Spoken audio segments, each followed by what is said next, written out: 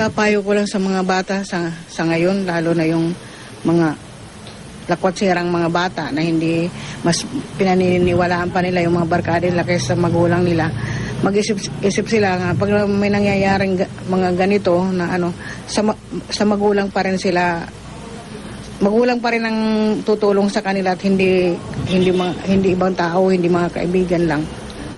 Ayon sa pag-aaral na nailathala sa aklat ni John Yeagers tungkol sa pagkakaibigan, ay 68% ng mga taong na-interview nila ang nakaranas ng pagtataksil mula mismo sa kanilang mga matalik na kaibigan. Sa istorya natin ngayon ay hindi lang simpleng pagtataksil ang nangyari sa malapit na magkaibigan na sina Julie at Althea. Ano ang nangyari at nag-udyok sa mga sospek na gawin ang karumal-dumal na pagkitil sa buhay ni Julian? Samahan niyo akong balikan ang kaso na gumulat sa Pilipinas noong 2012. Welcome back mga kababayan sa Tagalog Crime Stories. Kung gusto mo mga ganitong content, please like and subscribe sa channel na ito para lagi kang updated sa mga bagong videos. Si Julie Ann Rodelas ay ipinanganak noong July 14, 1992. Ang malalapit sa kanya ay tinatawag siyang Jaja. Siya ay ang bunsong anak sa kanilang magkakapatid. Isa siyang matyagang estudyante na kumukuha ng degree sa kursong Hotel and Restaurant Management. At habang nag-aaral siya ay nagpa-part-time model ito at isa din siyang TV talent ng ABS-CBN. Ayon sa kanyang ina ay puno ng pangarap ang kanyang anak na si Julie. Isa sa mga plano nito ay mangibang bansa para sa mas magandang buhay. Pero noong November 6, 2012 ay ipinagtakha at kinabahala ng kanyang buong pamilya ang hindi nito pag-uwi. Umaga ng November 7 ay nakita ng mga taong isang walang buhay na katawan ng isang babae sa 18th Avenue sa Cubao, Quezon City. Dahil sa walang wallet o personal na gamit ito ay walang makakilala sa katauhan ng babae, pero ang kalaro ay namatay ito sa mga tama ng baril. Walang personal na gamit ang dalaga pero napansin nila na hinahawakan ito ang isang plastic bag na may burger sa loob. Ang plastic bag na ito ay hindi importante sa ngayon pero magiging mahalaga ito na ebidensya sa investigasyon kalaunan. Pinangunahan agad ng QCPD Criminal Investigation and Detection Unit ang investigasyon. Nagsimula sila sa pinangyarihan ng krimen. Ang lugar ng krimen ay napapalibutan ng iba't ibang establishmento, mga bahay, eskwelahan at simbahan, kaya naman nagtanong-tanong ang mga kapulisan kung may nakita mga ito nakasuspe-suspecha. Sinabi ng mga ilang residente sa mga pulis na alas 5 ng umaga ay may narinig sila na putok ng barel at nakita nila ang isang Mitsubishi Montero na mabilis na nagpatakbo paalis ng lugar ng oras na narinig nila ang mga putok. Ang mga ilang residente na naghahanda para pumasok sa eskwelahan ay naging alerto at agad-agad nilang isinulat ang plate number ng sasakyan. Ito ay TWO 505. Hindi sila sigurado sa kulay ng sasakyan pero karamihan sa kanila ay sinabi na isa itong dark Mitsubishi Montero. Matapos makuha ang plate number ng sasakyan ay dinala nila agad ito sa LTO para malaman kung sino ang nagmamay-ari ng sasakyan. Habang gumugulong ang investigasyon ng mga pulis, sa ibang parte naman ng Maynila ay nag-aalala ang ina ni Julie Ann na si Luz Rodelas dahil hindi ito umuwi.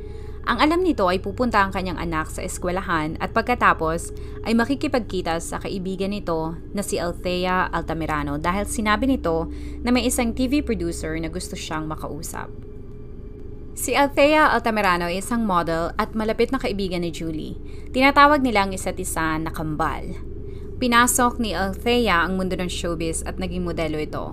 Noong 2010 ay siya ay tinanghal ng FHM na Girlfriend of the Month.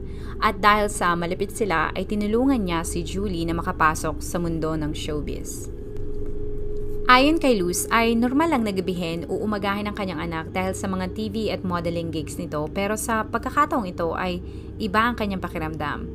Habang nag-aalala ang pamilya ni Julie ay dumating sa kanilang bahay ang kapatid ni Althea na si Christian, dala-dala ang mga personal na gamit ni Julie at sinabi nito na nakidnap ang kanyang anak. Sobrang nanghina si Luz sa kanyang mga narinig kaya naman umalis agad ang buong pamilya ni Julie para hanapin siya. Pero wala silang nahagilap na impormasyon. Kinabukasan, naghanap ulit sila at habang nakasakay sila sa taxi, hindi na iwasan ng taxi driver na sumingit sa kanilang usapan. At sinabi nito na may nakita ang mga pulis na patay na babae sa Cubao noong isang araw. Hindi napigilan ng buong pamilya ni Julie ang maiyak sa takot sa posibilidad na baka ang babae ay si Julie. Dinala sila ng taxi driver sa lugar ng krimen pero ang naabutan na lamang nila ay ang mga pulis na nagbabantay sa lugar ng krimen. Sinabi ng mga ito na dinala na sa morgue ang katawan ng babae kaya naman bumiyahe sila papuntang morgue. Dahil sa kaba, takot at pighati na baka ito nga ay si Julie ay sinabi ni Luz sa kanyang anak na lalaki na si Alvin na hindi niya kayang pumasok sa morgue kaya naman hinayaan niya ang anak na tingnan kung si Julie ba ang nakitang babae. Matapos ang ilang minuto ay positibo na kinalala ni Alvin na ang babae sa morgue ay ang kanyang bunsong kapatid na si Julie. Sobrang nanlumo at nasaktan ng buong pamilya nito sa sinapit niya. Ayon sa pahayag ng ina ni Julie, and I quote, "Para na rin ako namatay. Una, anak ko yun. Pangalawa, bunso ko pang anak. Yun pa ang lagi kong kasama araw-araw. Talagang napakasakit. Kung sana lang salbahe siyang bata pero alam ko na mababait ang aking mga anak." Nakipagtulungan agad ang pamilyang Rodelas sa mga pulis para maresolba ang kaso. Sinimulan nilang tanungin ang pamilya ni Julie Ann sa mga ginawa nito 24 na oras bago ang pagpaslang dito. At dito na lumutang ang pangalan ni Althea Altamirano. Lumabas ang autopsy na ginawa sa katawan ni Julie Ann at kinumpirma na ang ikinamatay ng dalaga ay ang mga tama ng baril nito sa kanyang ulo at katawan. Hindi malinaw kung ilan ang nakuha nitong tama ng baril dahil merong nagre-report na 4 na bala at meron naman nagsasabi na 5 tama ng bala ng baril ang natanggap nito galing sa mga salarin. Lalo pang nanlumo ang pamilya ni Julie Ann dahil sinabi niyang nag-autopsy sa katawan nito na may mga senyales ito na nirape ang dalaga. Pero hindi ito nakumpirma dahil hindi opisyal na sinabi ng pulis na narape ito sa kanilang mga salaysay. Wala din na nirelease ang forensic sa ginawang pagsisiyasat kung meron ba silang nakuha na similya sa masela nitong parte ng katawan. Iba-iba din ang mga sinasabi ng mga reporter na nag-cover ng istorya ni Julie Ann noong nangyari ang krimen. Merong nagsabi na espekulasyon lamang ang rape at meron din naman na nagsasabi na nagahasa ang dalaga. Sa aking pagre-research ay walang opisyal na pahayag ang pulis ukol sa panggagahasa na susuportahan ng datos galing forensics. Nang makuha ng mga pulis ang resulta ng autopsy ay binalikan nila si Althea Altamirano na isinalaysay ng pamilyang Rodelas na huling kasama at nakakita na buhay kay Julie Ann. Inimbita nila ito sa police station pero hindi ito nagpakita. At nang malaman ng mga reporter ang impormasyon na ito ay agad silang sumugod sa bahay ni Althea para makakuha agad ng impormasyon kung bakit hindi ito pumunta sa police station para sa mga katanungan ng mga pulis. Ang hindi pagpunta ni Althea sa police station ay hindi agad ikinaalarma ng mga pulisya dahil sa mga leads na kanilang chinecheck. Sa paggulong ng investigasyon ay ibinigay ng Scene of the Crimes Operatives or SOCO ang isang resibo na nakuha sa lugar ng krimen. Ito ay nakalagay sa loob ng isang paper bag na hawak-hawak ni Julie nang siya'y matagpuan. Ngayon, personal ko lang po itong opinion pero kadalasan ay ayaw kong magbahagi ng mga kaso na nanggaling sa Pilipinas dahil kadalasan hindi malulutas ang kaso o kaya naman minsan malulutas man ito pero namatayan sa larin sa hindi maipaliwanag na dahilan. O kaya naman nalutas ang kaso pero hindi malinaw ang mga ebidensya na ipiniresenta. O kaya naman maging cold case ang kaso. Pero sa kaso ni Julie Ann ay masasabi ko na maganda ang naging paghawak ng QCPD-CIDU sa kasong ito. Nang makita nila ang resibo ay pinuntahan agad nila ang fast food. Nakalagay na na-issue ang resibo ng 2:00 ng madaling araw noong November 6, 2012. Hindi sila nagsayang ng oras at nag-request agad sila na makita ang CCTV galing sa fast food para makita kung sino ang bumili ng pagkain. Nakita nila sa CCTV na ang bumili ng pagkain ay isang lalaki at base sa isa sa mga kaibigan ni Julie, ito ay si Fernando Quiambao Jr. na kilala sa Palayaw na JR. Si JR ay nagmamay-ari ng isang tattoo shop at ang kasintahan ni Althea Altamirano. Kaya naman agad na ibinilik nila ang kanilang atensyon kay Althea. Dahil mailap ito sa mga pulis ay nagdesisyon ang mga investigador na sa halip na questionin nila ito ay maglalagay sila ng kanilang mga kabaro malapit sa bahay nito para pagmatsyagan ang bawat kilos nito. Nagtanong-tanong din ang mga pulis sa mga kapitbahay nito at isang witness ang nagsabi sa kanila na nakita nila ang dark Mitsubishi Montero na pabalik-balik sa bahay ni Althea at ibinigay nito ang plate number ng sasakyan. Ito ay TWO Ayon sa LTO ay pagmamayari ang sasakyan ni Rosalina Quiambao, ang ina ni JR. Sa pangatlong gabi ng pagmamatsyag ng mga pulis sa bahay ng mga Altamirano, ay may isang sasakyan na dumating sa bahay ng mga ito at nang makaalis ay nagdesisyon ng mga pulis na sundan sila. Napansin nila na papunta ang sasakyan sa Apalit, Pampanga kung nasaan ang ancestral house ng pamilya ni JR. Nang makapasok ang sasakyan sa mga lupa ng mga Quiambao, ay nakita nila na nakapark ang isang dark Mitsubishi na Montero. Nakita ng mga pulis sina Althea at JR sa loob ng bahay at dito na nakumpirma ang kanilang suspetsya na may kinalaman ang dalawa sa pagpatay kay Julie. Dinala ng mga pulis ang magkasintahan sa police station sa Quezon City para questionin. Ayon sa sinumpaang salaysay ni Althea ay nanood silang dalawa ni Julie sa SM Mall of Asia. Napagkasunduan nila na kumuha ng taxi kaya naglakad ang dalawa sa Diosdado Macapagal Boulevard sa direksyon papuntang World Center, Manila nang bigla-bigla na lamang na may tumigil sa harap nila na isang sasakyan at dalawang lalaki ang lumabas galing dito. Hinila ng mga ito si Julie at pinilit na isakay sa sasakyan. Sinabi nito na mabilis na umalis ang sasakyan at naiwan siya sa kalsada na takot na takot. Ginuha. Julian Rodelas. Ano po ang ginamit sa sakyan? Dark blue po ata po.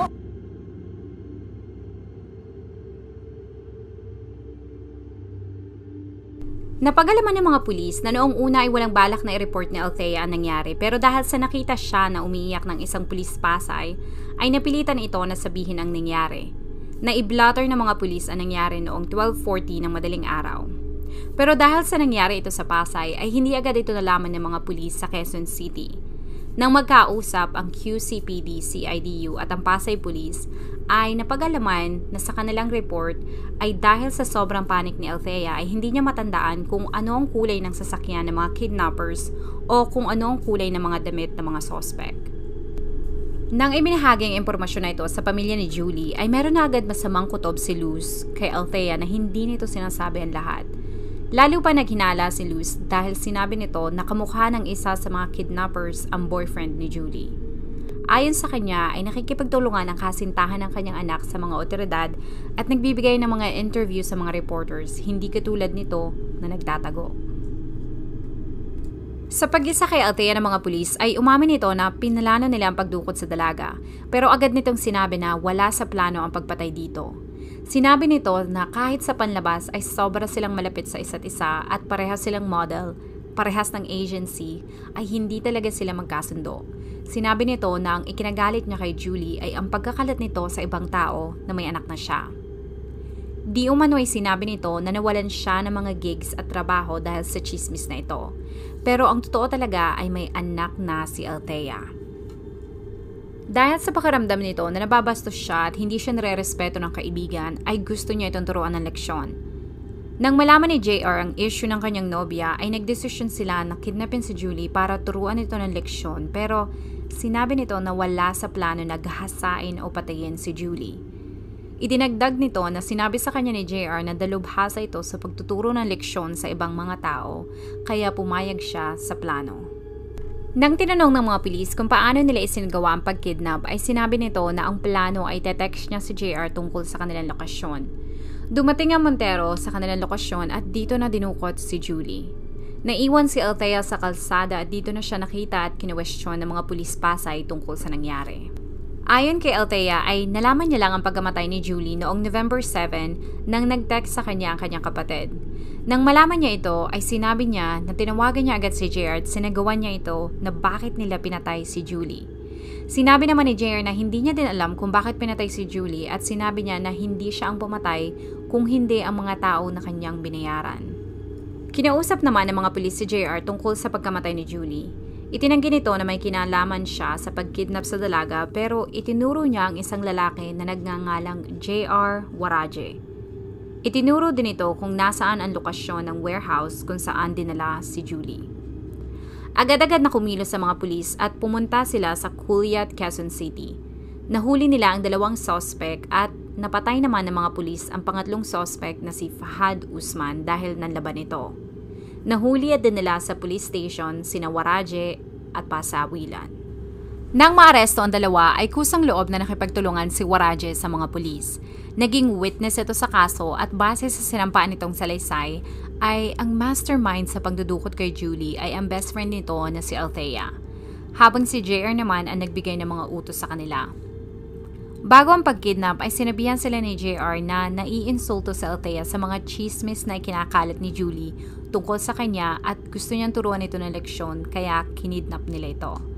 Dinagdag niya na kahit isa siya sa mga nagkidnap sa dalaga ay hindi siya ang responsable sa pagkamatay at panggagahasa dito. Idinawit din niya ang dalawa pang pangalan na sina Efren Talib at Aldos. Sinabi nito na noong gabi bago nila kidnapin si Julie ay naghihintay lang sila malapit sa lugar na nilalakadan ni na Althea at Julie. At nang matanggap nila ang text ay isinuot na nila ang kanilang mga maskara at doon na nga nila kinidnap si Julie. Dinala nila sa warehouse sa Culiat, Quezon City ang dalaga pero dito na nga nangyari ang mga bagay na wala sa orihinal na plano. Bago ang pagkidnap ay napagkasundoan nila na tawagin nila ang isa't isa na Brad dahil kilala ni Julie si JR. Pero ayon kay Waraje ay aksidente niyang natawag si JR sa totoo nitong pangalan habang nasa loob ng sasakyan.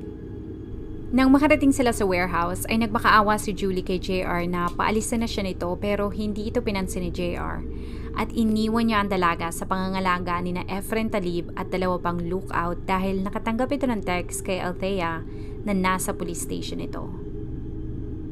Matapos umalis ni JR, sinabi ni Waraje na umuwi siya sa kanyang bahay para matulog.